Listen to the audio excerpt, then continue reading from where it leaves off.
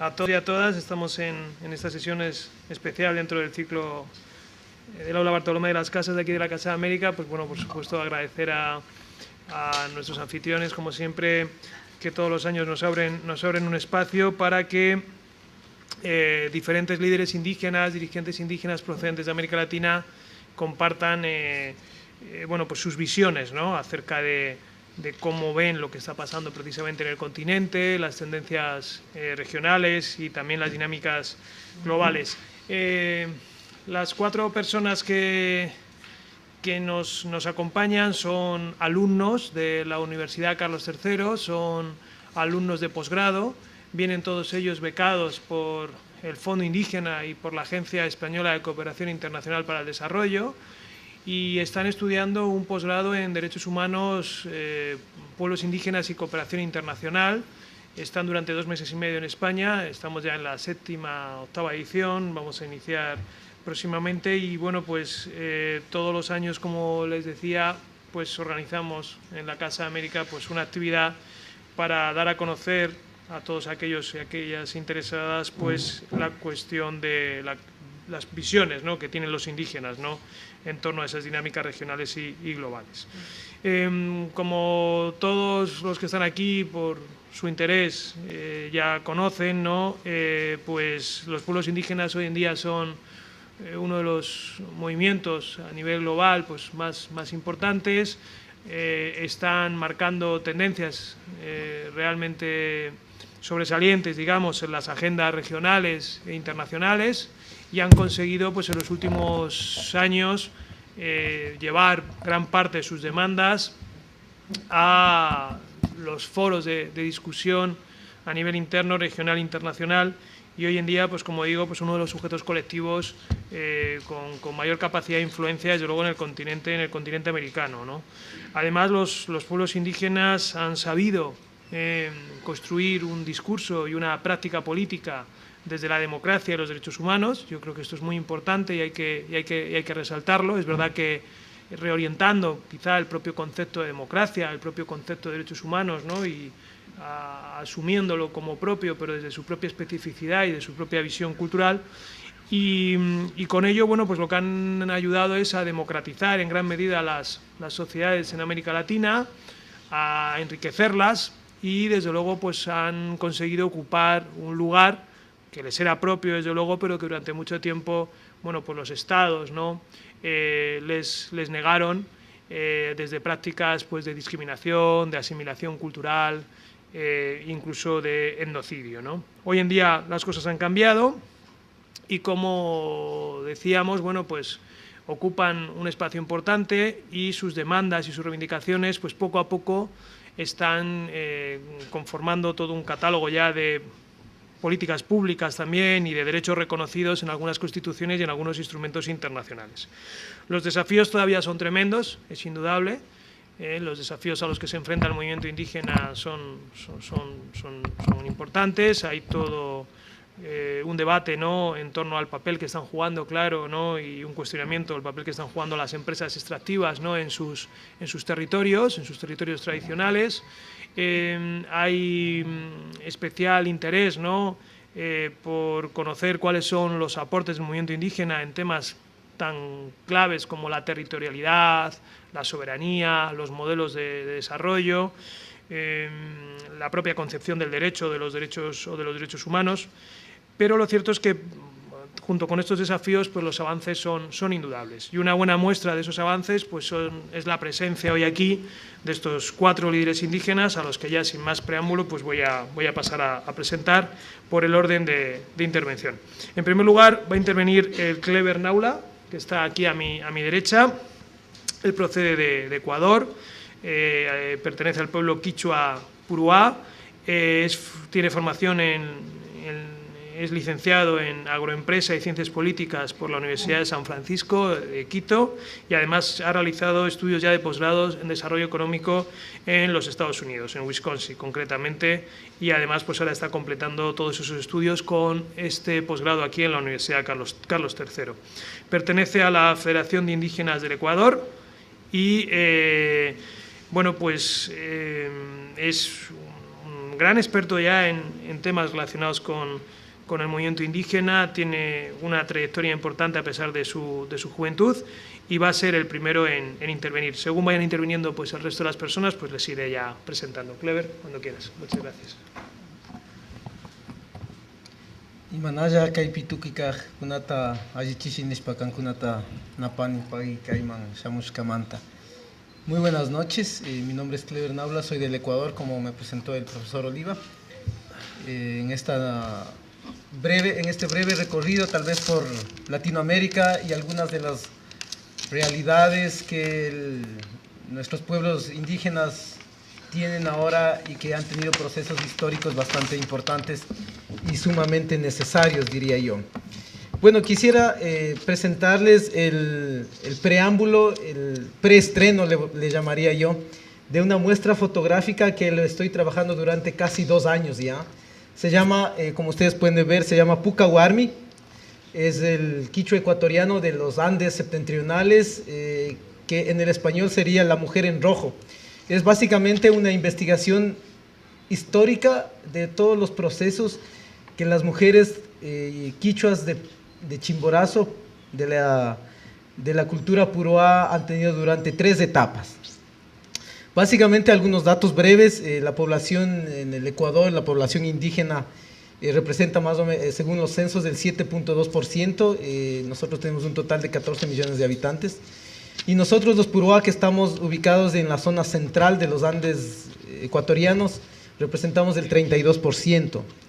Algunos datos interesantes: desde los años 50 hay un movimiento fuerte de migración hacia las grandes urbes del Ecuador, como es la capital Quito, y también a Guayaquil, que es la capital económica del Ecuador. El protestantismo tuvo una influencia muy fuerte en los Andes septentrionales, sobre todo el protestantismo misionero norteamericano en los Andes centrales. Y también una influencia bastante importante es el Monseñor Leonidas Poraño, que todos de pronto algunos han escuchado por el tema de la teología de la liberación, que trabajó muy fuertemente en los años 60, 70 y 80 con comunidades indígenas. Un poco los antecedentes. El resumen, básicamente, esta es una muestra que estoy haciéndolo en 3 partes: la prehispánica, la colonial republicana, y la tercera es la contemporánea, tomada como partida el levantamiento indígena de junio de 1990, que básicamente marcó un antes y un después en la acción política del movimiento indígena en el Ecuador. Bueno, básicamente el objetivo general es fomentar la recuperación de la memoria histórica de la mujer puruá. Lo hacemos a través de fotografías. Esto lo vamos a presentar próximamente en el Ecuador. Lo estoy haciendo un preestreno acá en 24 fotografías de unos 50 por 10. Son fotografías bastante amplias que van a recorrer el Ecuador cuando haya sido terminada por completo. La primera parte podemos ver una ilustración hecha por el cronista Cabello, que habla cuando se habla por primera vez en los relatos escritos durante el arribo de los ibéricos hacia los Andes ecuatorianos en 1856. Y hablaban sobre mujeres puruá cuando se levantaron en contra de los incas en su segunda campaña hacia el norte, ¿no? Esas son una de las primeras relatos o crónicas que se hablan sobre mujeres indígenas, puruá sobre todo. Y ahí vemos una crónica bastante interesante y podemos distinguir sobre todo su vestimenta. Y se dice mucho en esa crónica, básicamente del libro Sublevaciones Indígenas y los señores étnicos de Quito, de Frank Salomon, sobre la ayuda que estas mujeres presentaban en el tema de la parte logística para la resistencia a la campaña de los incas en conquista del norte, sobre todo en el Ecuador. Voy a tratar de hacer algo breve. Si alguien tiene alguna pregunta podemos un poquito conversarlo al final. Este es un grabado que lo encontramos en el Ministerio de Cultura del Ecuador. Habla sobre, podemos ver por ejemplo 2 viviendas, 4 indígenas y una llama y una alpaca. Y lo que podemos destacar es, por ejemplo, el rol de la mujer en la parte de atrás. Y eso tiene una explicación un poco histórica y antropológica sobre el rol que ha tenido la mujer, sobre todo en los Andes ecuatorianos. Esta es una fotografía bastante interesante que la encontramos en tomada en los años, me parece que en los años 40, y dice en las mitas, sobre todo en la época de la colonia, un varón entre 15 y 18 años ganaba de 14 a 18 pesos al año.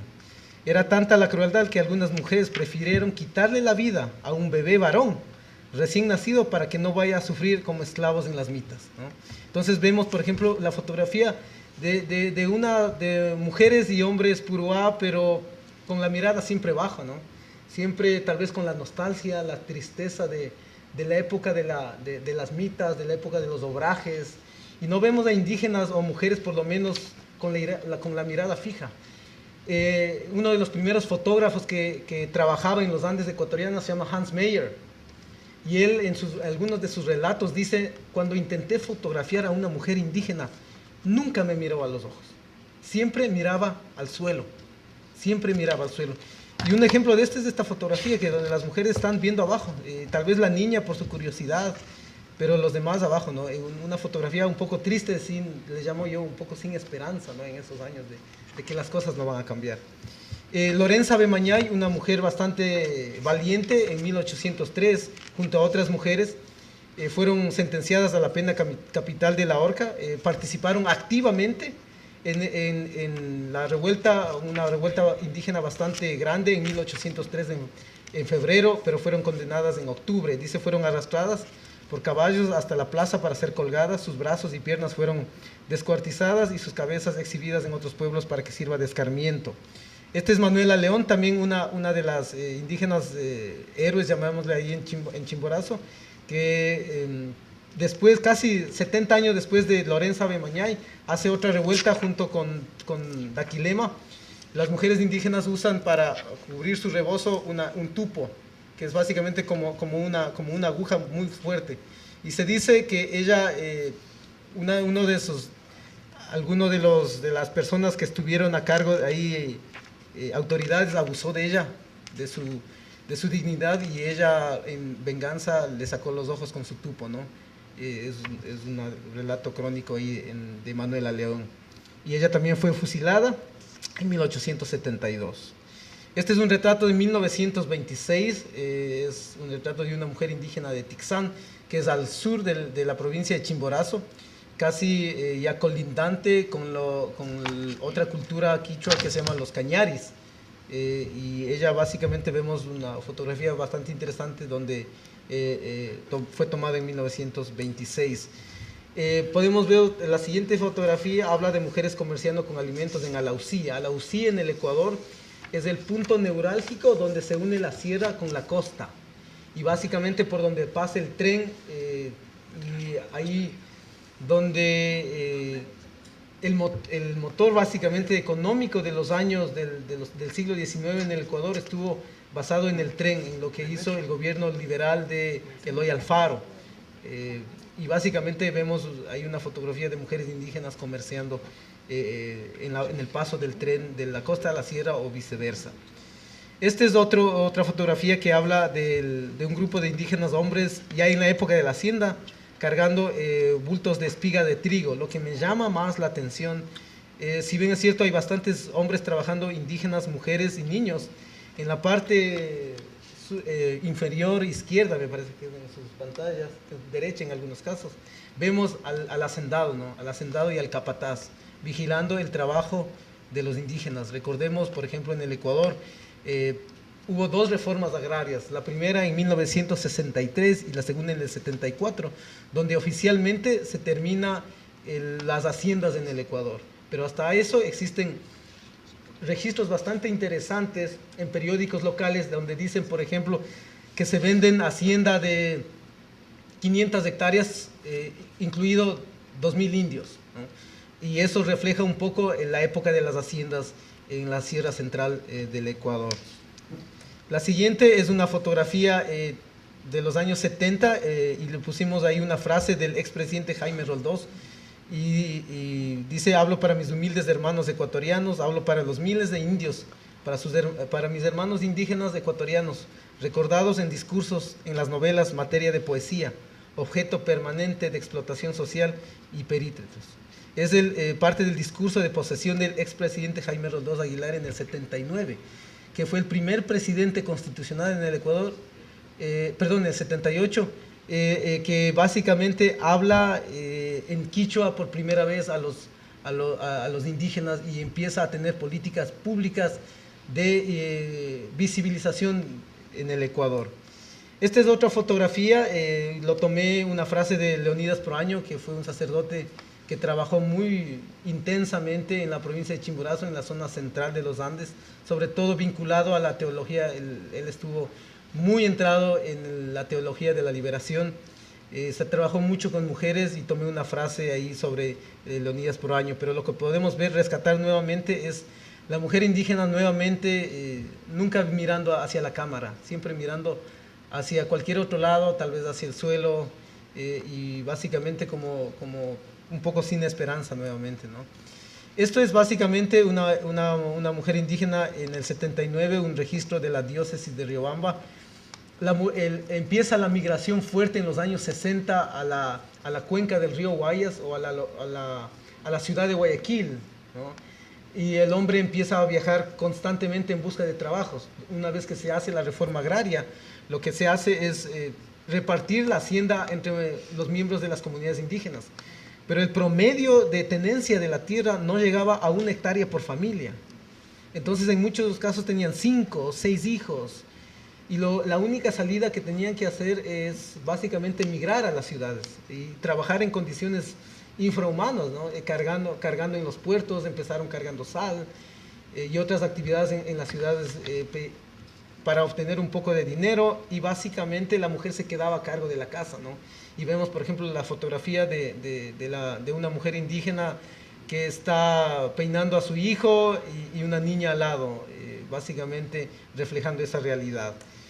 Este es una fotografía tomada igual en 1975, y ya vemos la no presencia del hombre por motivos de migración temporal. Salió a las grandes ciudades y empezaron las mujeres a hacerse cargo la labor de la tierra. Y en Ecuador tenemos una frase bastante conocida que es del cari shina, que el cari en el quichua es hombre, ¿no? Y el shina es como, pero en el lado mestizo, llamémoslo así, es peyorativo, es un insulto muchas veces. Pero en el lado indígena es como un halago a una mujer, que dice básicamente que eres como un hombre, tienes la fortaleza de un hombre, el cari shina, desde la perspectiva un poco más andina. Entonces, básicamente, esta foto refleja la labor ardua que la mujer hace en el campo. Este es básicamente en el 79, cuando la mujer empieza a tener su derecho al voto. Básicamente, una de las pocas que empiezan a ejercer su derecho constitucional recién en el 79, es decir, más o menos hasta 35, 36 años. En los años 80, las mujeres empiezan su primera labor de alfabetizar a las mujeres. Y las mujeres fueron básicamente un instrumento interesante en la alfabetización de otras mujeres. Y vemos, por ejemplo, ahí a una mujer indígena enseñando las vocales a niñas mujeres indígenas también. Podemos ver esta fotografía, refleja un poco la realidad, ya la influencia del hombre en la ciudad. Generalmente iban por 8 meses hasta 1 año a trabajar a las grandes ciudades y volvían a visitar a su esposa, a sus hijos, pero ya no le vemos al hombre indígena con su poncho, con su vestimenta tradicional. Ya está con zapatos, ya se cortó el cabello, está con un reloj y ya viene a ver a su esposa, ¿no? Eso refleja un poco ese fenómeno migratorio campo-ciudad, donde el campo era sinónimo de subdesarrollo y la ciudad de progreso. Esta es otra imagen bastante interesante en la provincia de Chimborazo. Fue donde primero empezaron las misiones protestantes a incidir en comunidades indígenas en el Ecuador. Ella es Mary Warkentin, es parte del equipo misionero de la Gospel Missionary Union. Y esta es una señora que hasta ahora vive, se llama Manuela Lema, que casualmente es familiar mío. Este es un archivo que lo obtuvimos en la ciudad de Kansas City. Básicamente, para mí muestra un poco la imagen del tutelaje al indígena, ¿no? Aunque es en los años 60, todavía podemos ver eso reflejado en esta fotografía, ¿no? Ellos trabajaron muy fuerte en las comunidades indígenas hasta lograr que en la actualidad casi el 70% de la población quichua en la provincia de Chimborazo profesa la religión protestante y el 30% sigue en el catolicismo, ¿no? Esta es otra imagen, igual Juan Pablo II en su visita al Ecuador en el 85, básicamente en la ciudad de Latacunga, cuando fue y estuvo en encuentro con mujeres y con población indígena, y Juan Pablo II está puesto el poncho de una zona de la provincia de Chimborazo. Esta es una imagen que a mí me causa me llega al alma, el corazón, es las manos de la mujer, toda como buscando una fe, una esperanza en que algo cambie, ¿no? Y vemos una iglesia vacía, ella como con la esperanza rezando, ¿no? Dice mucho y creo que no cabe más palabras ahí. Esta es una época bastante interesante donde yo les llamo, no fueron ni moralmente ni legalmente reconocidas. En la época de la hacienda muchos hacendados abusaron de las mujeres. Producto de esos abusos nacieron mujeres como ella, por ejemplo.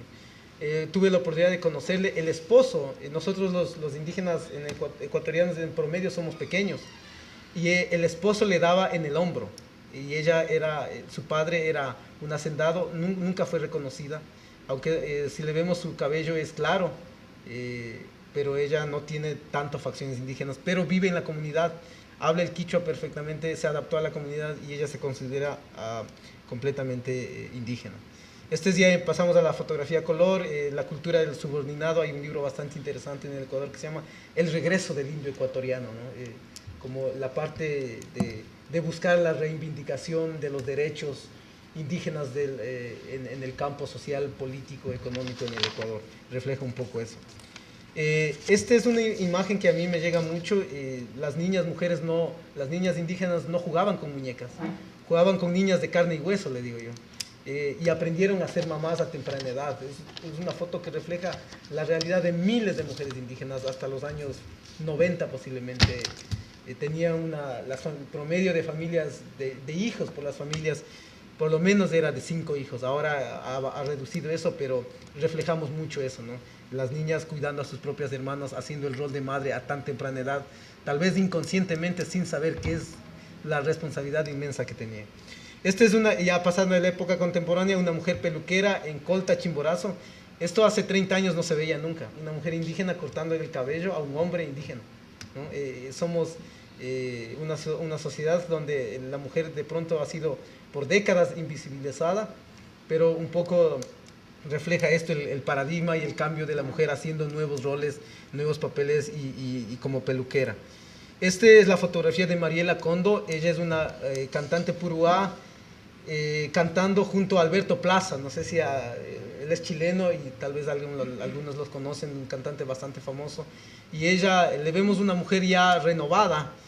Fue a la universidad, casualmente también fue mi compañera en la universidad. Estudió música, después fue a Boston a preparar su voz y ahora, si alguien gusta verle, Mariela Condo es muy reconocida en América Latina, sobre todo por su voz y por todo lo que ella representa, innovando, por ejemplo, hasta incluso la vestimenta, manteniendo un poco los diseños, los tejidos, pero ya con otra perspectiva un poco más contemporánea. También en la contemporaneidad hablamos, yo le puse doblemente discriminada, aunque las mujeres indígenas jóvenes están insertándose de una manera positiva en la sociedad, también existen ejemplos como este. Doblemente discriminada en la ciudad de Riobamba, que es capital de la provincia de Chimborazo. Existe una plaza roja donde todos los fines de semana hay una feria indígena, pero para tener acceso a un local o a un pedazo de plaza tienes que pagar algo y ella no tiene el recurso para pagarlo. Lo que hace es levantarse a las 2 de la mañana, cocinar sus tiestos, hacer unas tortillas de quinoa, de trigo o de cebada y vende todos los sábados para subsistir cada fin de semana.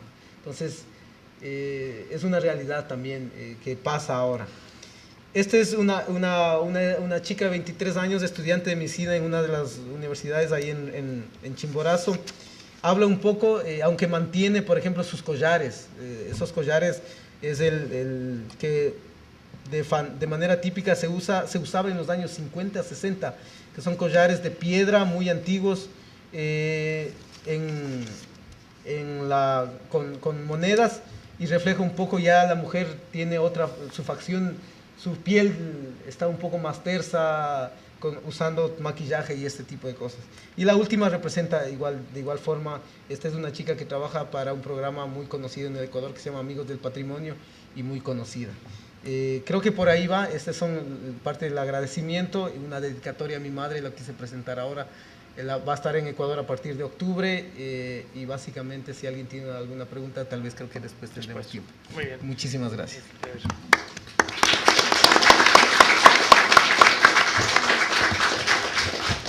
Muy bien, bueno, pues muchas gracias, Clever, por esta presentación en la que gracias a las fotografías que nos has presentado, pues hemos podido ver un poco cuál ha sido el desarrollo, la evolución, los cambios por que han pasado las mujeres indígenas, y bueno, el hecho de las fotografías pues nos ayuda mucho. A continuación va a tomar la palabra la compañera Hortensia Hidalgo Cáceres. Ella viene de Chile, está también a mi derecha, pertenece al pueblo aymara, tiene formación en pedagogía, en educación intercultural bilingüe, pertenece a la organización Consejo Autónomo Aymara y a la Red de Mujeres Indígenas sobre Biodiversidad de América Latina y el Caribe. Y bueno, pues nos trae una presentación sobre un tema que ha trabajado mucho, que es poco conocido y que sin embargo constituye un problema en algunas zonas, en algunos territorios indígenas, que es la presencia de minas antipersona.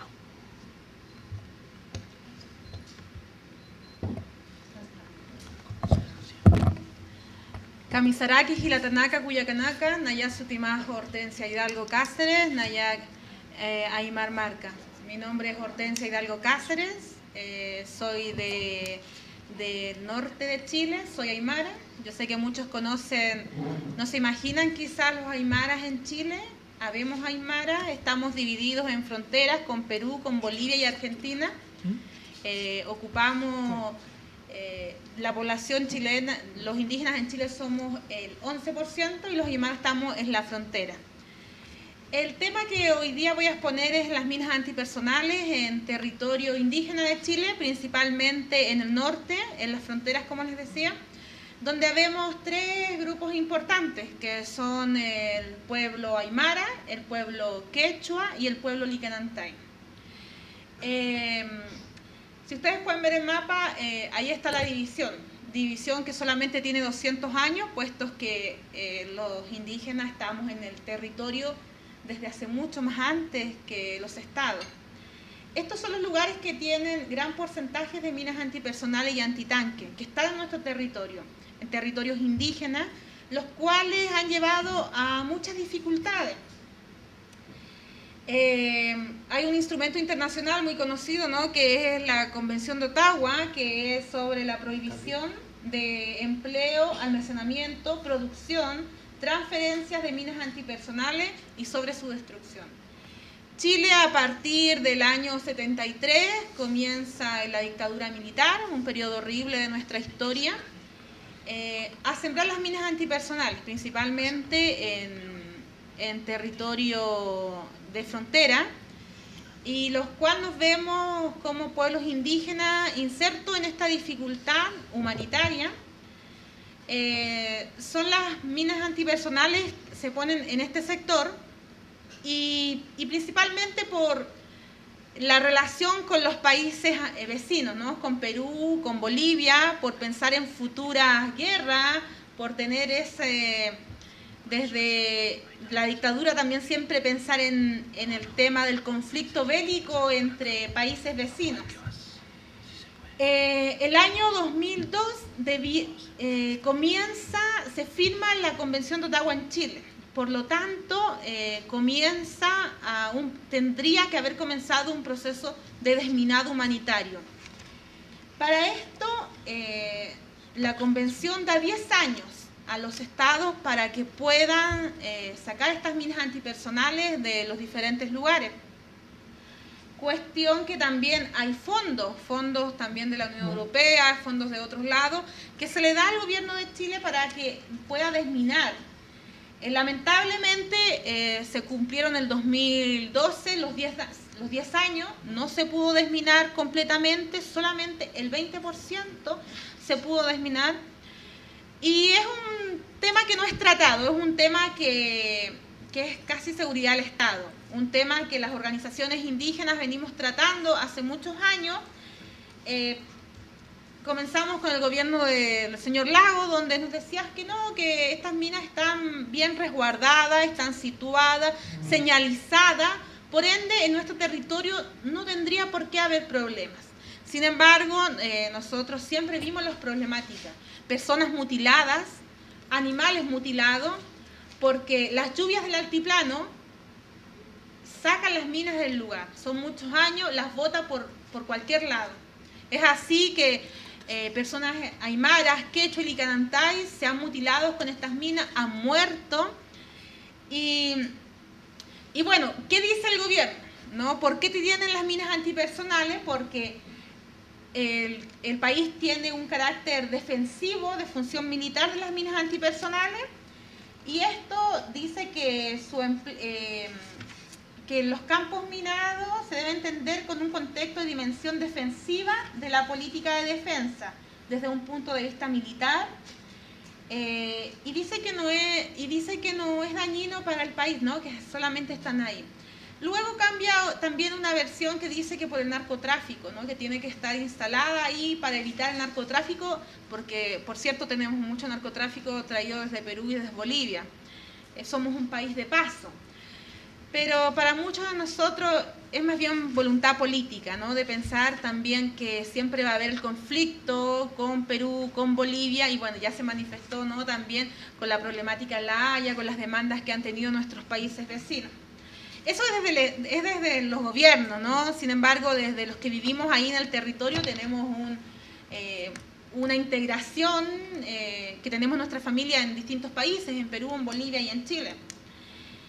Existen 211.000 minas antipersonales en la región, o sea, en el país completo. En el norte tenemos solamente 88.000, ya me voy a ir a esa parte, pero sí, que lo que pasa, y por qué es la relevancia que planteamos los pueblos indígenas, ¿no? Porque para nosotros las minas antipersonales, que están sembradas en la frontera vecina con Perú, con Bolivia, afectan los derechos colectivos de nuestros pueblos, el libre tránsito, el derecho a la libre terminación, porque no podemos estar en nuestro territorio, no podemos pasar por algún lugar, tenemos miedo. Muchas veces cuando vamos a pastear nuestros animales estamos con el temor si vamos a morir de repente, pues ya ha pasado, o sea, ya ha ocurrido muchas veces. En el norte, este cuadro es de la región donde yo vivo, en el lugar donde yo vivo, que es la región de Arica, Parinacota, donde hay 88 campos minados. Imagínense lo que son, de una región tan pequeña, tiene 88 campos minados. En la ciudad de Arica hay solamente 70, ¿no? Que están cerca del mar, que están en vía terrestre, y los 18 están en comunidades indígenas. Ahí está detallada, tenemos dos comunas, que es la comuna de Putre y de General Lago, donde son comunidades muy pequeñas, y dentro de esas comunidades hay 18 comunidades con minas antipersonales. ¿Ya? Y aquí ustedes pueden ver en la siguiente foto es cómo se encuentran estas minas personales. Uno las puede encontrar botadas en cualquier lugar. Tal como está ahí, ustedes las pueden encontrar si van al norte. El año pasado, en el verano, por ejemplo, con las lluvias altiplánicas que bajan y sacan las minas de su lugar, las dejaron en la misma carretera. Por lo tanto, se tuvo que cortar el tránsito fronterizo. También las minas llegaron al mar el año pasado. Se tuvo que aislar todo, las personas no podían entrar al mar.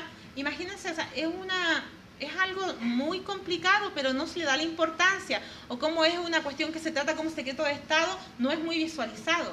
Estos últimos años se ha salido la noticia, ¿por qué? Porque se ha cortado las carreteras, porque las fronteras se han cerrado, por eso ha sido como la temática. Pero los pueblos indígenas venimos hace muchos años trabajando en esto, no siendo escuchados. Sin embargo, estos últimos años está, ¿no?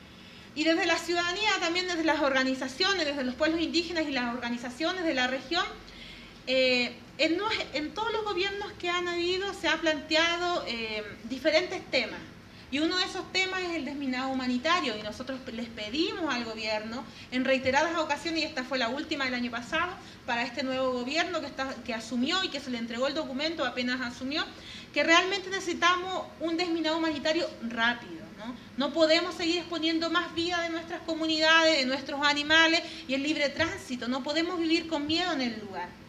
Nosotros pedimos que hasta el 2015 sacaran todo. Sin embargo, es hasta el 2020 donde recién van a terminar con todo esto. Esperamos, ¿no? Porque también después pueden pedir 10 años más y nosotros en mucho más tiempo vamos a estar con este peligro. Y en esta foto ustedes pueden ver diferentes actividades que se han realizado, seminarios donde se han juntado los pueblos aymara, quechua, licanantay, donde ha venido también el pueblo mapuche, solidarizando con este tema para visibilizar el tema de las minas antipersonales y este conflicto que tenemos en la frontera. Diferentes manifestaciones que se han realizado, porque ha sido el diálogo, ¿no? Con hablar con Michelle Bachelet cuando era ministra de Justicia, con los diferentes ministros, con los diferentes presidentes. Y claro, cada uno ha comprometido su apoyo para esto. También hay un proyecto de ley que es muy importante, porque ese proyecto de ley dice también, porque la Convención de Ottawa dice que debiera haber ayuda humanitaria para los afectados. Sin embargo, cuando una persona se mutila un pie, una mano, parte del cuerpo, no ha tenido la ayuda humanitaria del Estado. Entonces, este proyecto dice que debiera tener, hay unos porcentajes que son mínimos realmente, porque no va a cubrir lo que cubre, lo que realiza la mina antipersonal. Y está hoy día, algunos parlamentarios de nuestra región les hemos dado un proyecto de ley para esto, se está discutiendo y esperamos que prontamente este proyecto de ley realmente sea efectivo. Muy bien, bueno, pues muchas gracias Hortensia por traernos a esta mesa pues bueno, ese complejo tema, ¿no?, de las minas antipersona que están en varios países, no solamente en Chile, ¿no? Sino que están en zonas fronterizas y en zonas indígenas en diferentes países de la región, y que el movimiento indígena pues está presionando precisamente para que se le ponga solución, ¿no? y se acabe con ese problema que, como ya hemos visto, pues ha provocado mutilaciones importantes, incluso muertes en algunas personas y en algunos indígenas concretamente. En tercer lugar va a intervenir Vilma Calderón. Ella viene de Honduras, está a mi izquierda, es del pueblo Miskito, licenciada en Gerencia y Desarrollo Social, con especialidad en formulación de proyectos indígenas. Pertenece a la organización de referencia del pueblo Miskito en su país, la organización MASTA, y nos va a hablar sobre el protocolo biocultural. Tiene una presentación sobre este tema.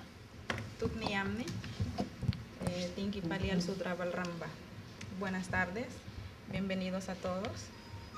Voy a hablar un poco del protocolo biocultural del pueblo Miskito, el derecho al consentimiento libre previo informado en nuestro territorio, la Musquitia hondureña.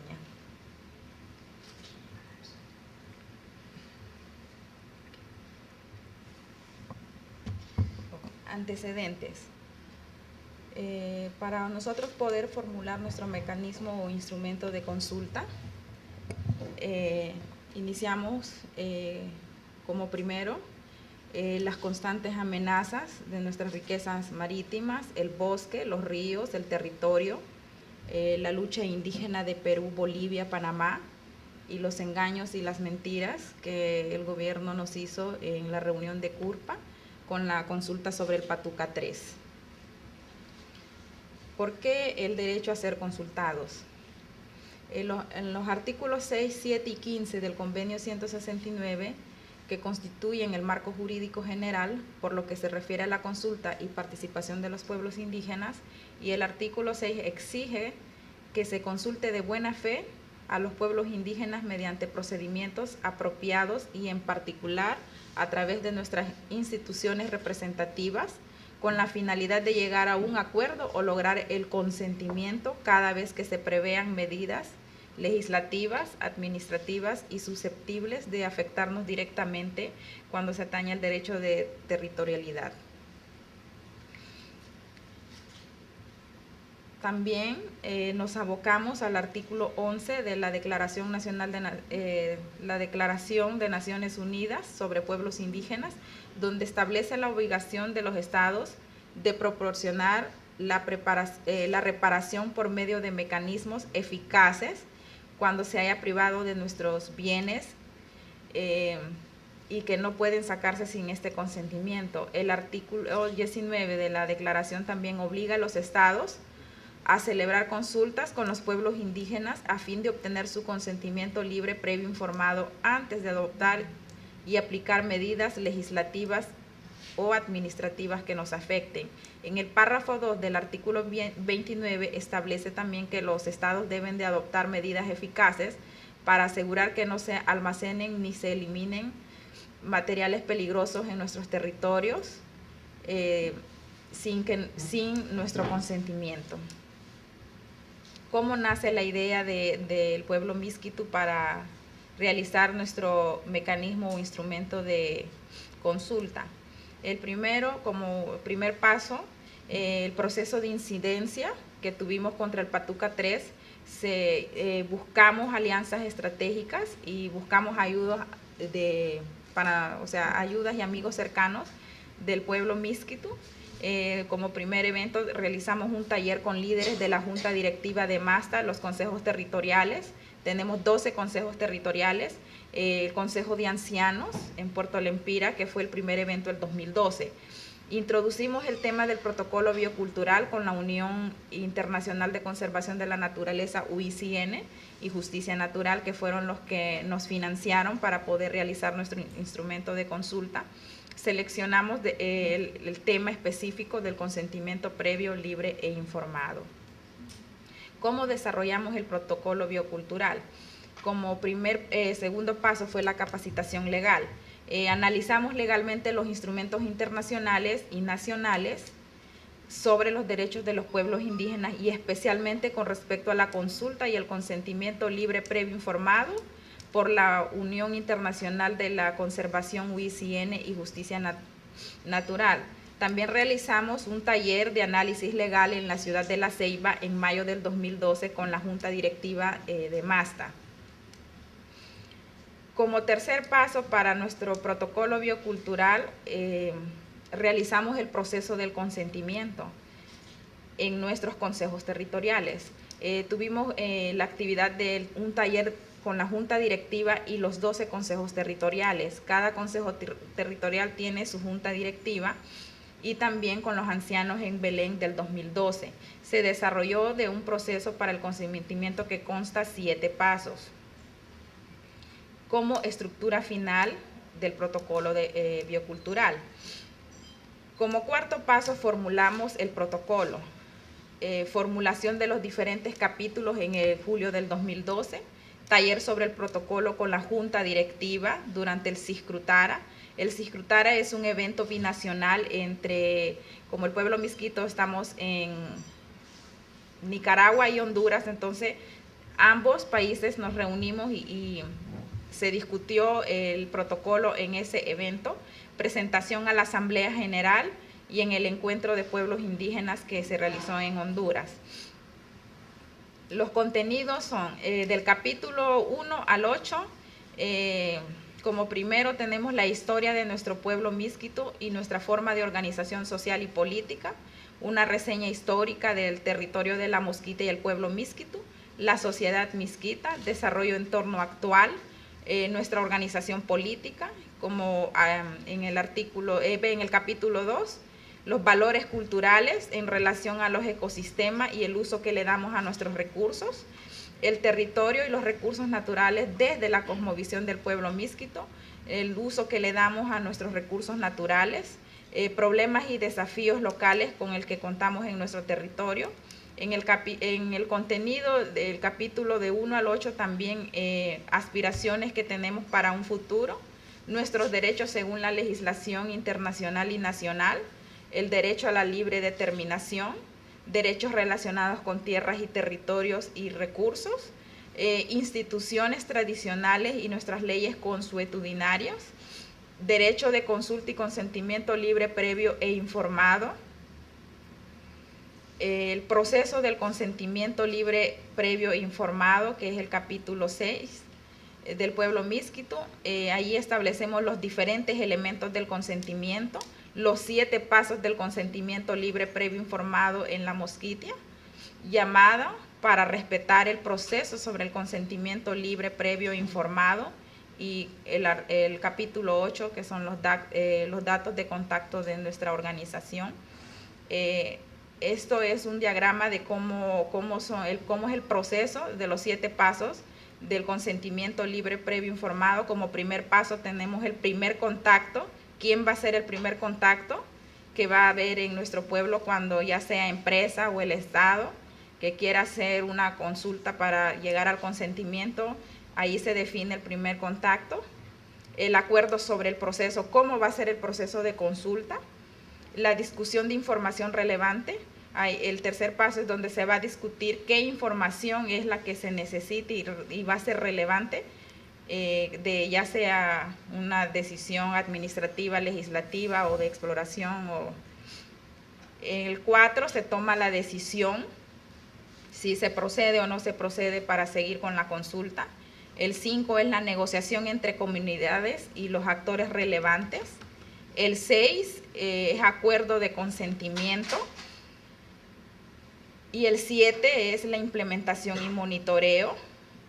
Pero si ustedes se fijan en el diagrama, en el paso 6, en el cuarto paso dice toma de decisión. En el cuarto paso, cuando dice toma de decisión, no significa que hasta ahí llegó el proceso. Se sigue el proceso, pero ya en el paso 6, al llegar a un acuerdo de consentimiento, si no se llega a ese acuerdo, en nuestro protocolo también existe eso donde si decimos que no, que se respete la decisión del pueblo que dice no a cualquier decisión que sea tomado en el paso 4. Y el llamado de nosotros como indígenas del pueblo Miskito que le hacemos a todos los actores es a los externos que tengan interés en los territorios y recursos de la Mosquitia a respetar este protocolo como mecanismo legítimo antes de empezar cualquier actividad en el territorio. Es obligación del gobierno velar por un reconocimiento de los derechos ancestrales sobre nuestros territorios, tierras y recursos naturales, aunque solo exista actualmente, solo tenemos 5 títulos formales de 5 consejos territoriales sobre nuestra tierra. Bien, para concluir, va a intervenir Jorge Sánchez Ulchur, que pertenece al pueblo Ambaló. Él es un dirigente indígena con una amplia trayectoria, ha sido gobernador del Cabildo del pueblo de Ambaló, de Silvia, en el Cauca, consejero del Consejo Territorial de Autoridades Indígenas y se formó como administrador público en la Escuela Superior de Administración Pública y bueno, pues ha participado en los procesos de negociación con el Estado colombiano en representación de los pueblos indígenas. Pertenece al Consejo Regional Indígena del Cauca, el CRIC, una de las organizaciones de referencia, y a la Organización Indígena de Colombia, que está integrado que el CRIC está integrado en esta organización general, ¿no? de ámbito general. Y él va a desarrollar, a diferencia de los otros compañeros que se han centrado en cuestiones y en aspectos más concretos, sí le hemos pedido que aborde una panorámica general en torno a el libre mercado y los derechos de los pueblos indígenas como cuestiones comunes y problemas comunes en América, ¿no? La idea es que intervenga los próximos 15 minutos para que luego podamos dar lugar pues, a un debate, 15-20 minutos. Jorge, gracias. Gracias. Un saludo de resistencia de los pueblos indígenas del Cauca y de Colombia. Yo voy a que ustedes visualicen unas imágenes y sobre esas imágenes igualmente luego tomaremos unas referencias. Lo que es América Latina, su naturaleza, su vida, su esperanza, su espacio, sus ríos, su fauna, su biodiversidad, sobre el cual nos hemos desenvuelto como pueblos indígenas. Los pueblos indígenas de América, desde la Patagonia todo lo que es la Suramérica, Centroamérica, Norteamérica, ahí desarrollamos una actividad de vida. Y esa actividad de vida la venimos desarrollando en la medida de nuestros conocimientos y relacionando con los otros. No es una actividad aislada, y no ha sido una actividad aislada. Por eso nuestra relación con la naturaleza siempre ha estado ahí. Pero con las aperturas económicas que se han dado desde el mismo espacio de la mal llamada conquista, hasta hoy se han empezado en Latinoamérica a generar otras iniciativas políticas. Y estas iniciativas políticas que han aparecido, nuevas constituciones, nuevas leyes, y con nuevas leyes, nuevos criterios políticos. Una educación hoy marcada en costo niño, una salud que hoy, antes nosotros nos podíamos enfermar de todo, pero hoy nos limitan a un carnet. Hoy nos regulan la enfermedad a un carnet y nos dicen de qué debemos de enfermarnos y qué debemos de tomar. Como ejemplo, en América Latina, con las nuevas aperturas económicas, qué es lo que se ha sucedido en el contenido político. Pero igualmente con las aperturas que ha dado, proyectos y el supuesto desarrollo. Y este desarrollo pues va a afectar o viene afectando nuestro espacio. Proyectos como hidroeléctricas. Y estas hidroeléctricas hoy establecidas en diferentes países de Latinoamérica. Miramos caso Honduras, la hidroeléctrica de Patuca 2, que afecta a la reserva indígena de Tahuatca. Igualmente afecta, digamos, gran parte de una reserva natural y lógicamente a los pueblos indígenas y al territorio. En Colombia, la represa hidroeléctrica de Iburrá, que afecta a más de 3.000 emberas desplazados por esa construcción. En Chile, afecta a más de 10.000 mapuches y otras comunidades hermanas por el establecimiento de estos grandes megaproyectos. En Argentina, la represa hidroeléctrica segunda angostura que conlleva la separación del río Limay, o sea, es la destrucción de la naturaleza. En Brasil, actualmente se construyen 50 grandes hidroeléctricas que afectan a 50.000 familias y el Estado brasileño tiene previsto ejecutar hasta el año 2015 494 nuevas hidroeléctricas, lo que provocaría la expulsión de 250.000 familias. Uno de los megaproyectos con el ánimo de generar energía, porque hoy el nuevo avance del desarrollo en Latinoamérica genera mucha energía, y al generar energía se necesita mucha fuerza energética, y esto es lo que se está haciendo hoy con los grandes megaproyectos. Segundo punto, las grandes petroleras establecidas por el asunto del petróleo y gas, establecidas en Brasil, en México, en Venezuela, en Colombia y en Argentina y Ecuador. Estas son las que se vienen estableciendo, los grandes megaproyectos con las grandes aperturas que se vienen dando y se vienen estructurando por encima de cualquier criterio. El tercer, los megaproyectos, la minería. ¿Dónde se vienen estableciendo los proyectos de minería? En Perú, en Chile. Son como los dos grandes productores en América Latina. Y es ahí a través de la minería donde definitivamente el territorio, nuestro espacio de vida, y empieza a tener los grandes inconvenientes. Monsanto, creo que todos han de saber qué es. Es la gran multinacional que empieza a desvertebrar nuestra economía, y es la que viene a destruir nuestro mercado, nuestra producción, nuestras semillas nativas, y es la que también tiene paralelo con toda la estructuración de políticas y paquetes tecnológicos. Este es parte de mi pueblo, de Ambaló, donde se mira la naturaleza. Las consecuencias de esos grandes proyectos.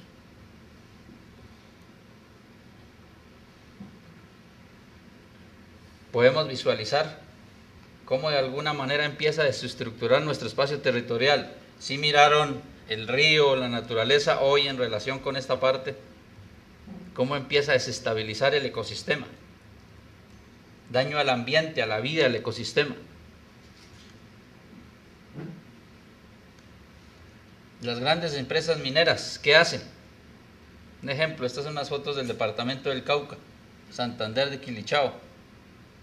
Cómo están desestructurando el territorio, cómo lo dañan, cómo lo destruyen. Y esto es lo que para el otro pensamiento lo consideran desarrollo. Y esto lo hacen sin ningún criterio, con el beneplácito de los estados, con el beneplácito de los gobiernos. Es lo que hacen la destrucción de los proyectos. Las petroleras, que han generado el daño al ecosistema por las voladuras que luego posteriormente miraremos cómo de alguna manera riegan el petróleo sin ningún criterio, quizá porque no es el territorio de ellos. ¿Qué genera igualmente todos estos megaproyectos de electricidad, de petróleo, de minería? Guerra, represión y guerra. Porque, y aquí aparecen dos componentes, la fuerza del Estado, los paramilitares, la guerrilla, porque todo les interesa ¿qué? El territorio. ¿Qué desestabiliza nuestros espacios? Por ejemplo, las semillas. Mire, estas son nuestras variedades de semillas que tenemos en nuestros pueblos, pero con la aparición de Monsantos, ¿qué ha pasado? Semillas transgénicas. Nuestros mayores, el símbolo o el espacio son los que nos enseñan y nos dan la vía frente a este tema, pues definitivamente hay una pérdida de nuestras semillas nativas. Igualmente, ¿qué han generado todos esos proyectos, todas esas iniciativas políticas económicas? Desplazamiento de familias. Hoy en Colombia podemos estar hablando de 250.000 familias desplazadas al año. ¿Por qué? Porque alrededor del territorio, alrededor de estos espacios, están llegando otros actores. Y estos actores quiero hoy puntualizar en el caso de Colombia. El gobierno colombiano establece 7 bases militares, las más grandes, por no decir que Latinoamérica. Y alrededor de estas bases, ¿a quién hay que enfrentar? A la guerrilla. Pero igualmente, ¿qué aparece? Los grupos paramilitares. ¿Cuál es el objetivo? El territorio. ¿En medio de quién estamos? Los pueblos indígenas, en medio de estos actores. Porque el objetivo aquí es el desplazamiento. Porque le interesa el territorio. Mucho más hoy cuando se ha relacionado minas, petróleo, hidroeléctricas, igualmente con narcotráfico. Si miramos hoy el caso de México, es una situación que se está mirando el conflicto de ahí adentro. Nosotros quizás estamos pasando en un porcentaje muy pequeño en Colombia. Años 80, años 90, el conflicto fue muy grande. Hoy al menos aspiramos a una posibilidad de paz. Pero igualmente le tememos al posconflicto, que puede ser mucho más complicado que el mismo conflicto. La situación en este espacio, pues quiero comentar así muy rápidamente en estos 15 minutos, la situación de Latinoamérica es una situación, seguimos en el colonialismo, seguimos como en la imposición de leyes y de normas, hay otros intereses. Hay otro interés por desestabilizar nuestros ejercicios de gobierno. Por eso, ¿cuáles son nuestras ideas? El respeto por nuestros territorios y nuestras autonomías. Nosotros decimos que siempre estamos para dialogar en el marco del respeto. Nosotros no estamos diciendo no a lo externo. Nosotros estamos diciendo conversamos, hablamos, pero en el marco del respeto. Nosotros somos pueblo, ustedes son gobierno, ustedes son otra sociedad. Sentémonos a conversar y proyectemos. Nosotros no estamos cerrados al camino, al tema de la tecnología. Estamos que eso nos puede servir para generar todo un proceso igualmente dentro de la dinámica de nuestro trabajo como tal. Que nosotros no somos objetos, somos sujetos de vida, de espiritualidad, de naturaleza. Hoy nos pueden decir desde España los indios. Nosotros decimos nuestros compañeros españoles, porque son compañeros, somos personas.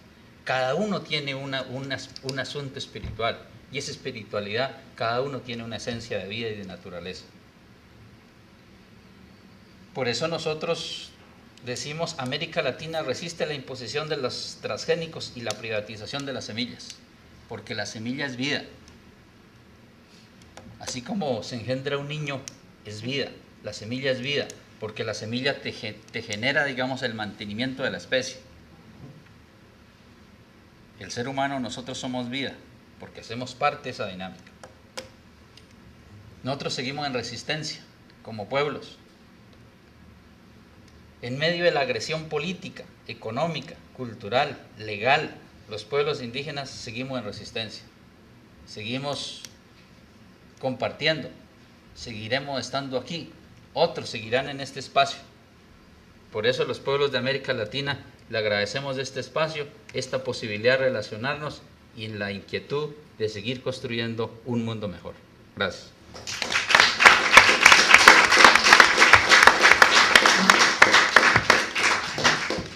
Muy bien, pues muchas gracias, Jorge, por esta intervención final, que yo creo que contextualiza muy bien, ¿no?, algunos de los problemas generales, ¿no?, y comunes a los que se enfrentan los pueblos indígenas, no solo en Colombia, sino pues en el conjunto de